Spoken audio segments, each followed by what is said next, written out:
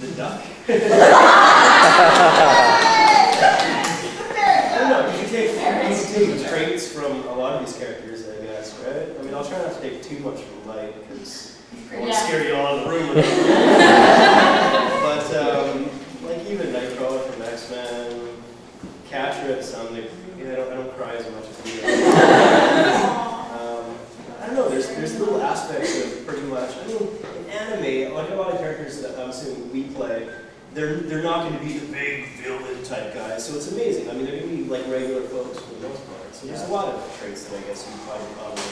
And when you're working on a project, you make more of those connections too, right? Like just to make it seem a little bit more real, so you actually have, you know. Yeah, well, no, I think like which character for me. Well, I play a lot of the geeks, like the guys, right? And that's quite honestly pretty close to what I am. So almost any one of them, and I think as an actor you sort of have to do that anyway, sort of pull out from yourself what it is that you have that character has, and you go even into the audition with that, right? So sometimes when people come up and they're like, "Oh, that character sucked," it actually is a little. You try not to take it personally, or like that character was such a jerk, and be like, "Oh, yeah, that was me." Yeah, like, oh, sorry. If you play like a whimpering whiny type character,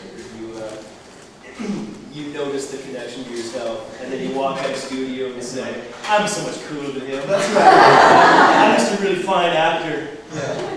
Moose was a big one of those. But he proved himself in one of the movies, though. He did. Yes, the Birdman fight. Is that the one. One of my favorite pieces of work that I've ever done is one exertion in that fight scene. It's when the Birdman throws a bunch of poison darts at him, and he just goes. It's basically one of those types of things. It's much better than that. It's probably my favorite noise that I've ever made. All these poison darts. Champion is my bride. Yay! Look at that. Okay. Okay. If someone had created like the dream character that you got to play, and you were cast in that role, would it be like, would you guys be the villain or the good guy or the awesome kick-ass fat guy, or would you be like the lovable little nerd? I don't know if I speak for you, but for myself, I'd die for a good villain role. I mean, you get to do the nerd stuff and the nice guy a lot. I very seldom get to do a villain. When that happens, it's really special. Yeah. And I think a lot of the guys like the Dobsons and even McNeil and all that kind of stuff, they probably say the other thing because they generally get a lot of these big, heavier, more guttural, villainous type guys. They probably like to play a lot more of the subtle young. I mean, Scott McNeil even got Grumpy Bear. Grumpy Bear. He got Grumpy Bear on the New Carrot Show. But it was awesome! Awesome!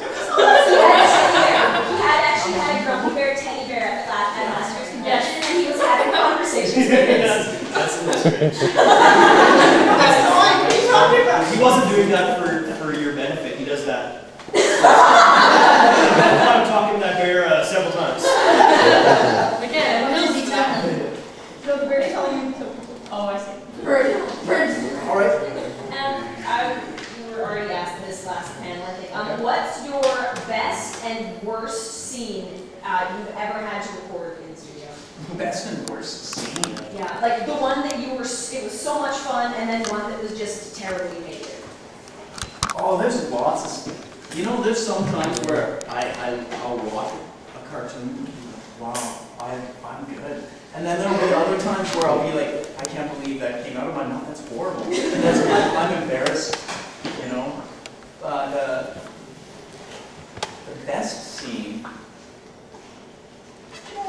sometimes I think the best scenes are like the subtle scenes, like the scenes where you're trying to be honest with somebody and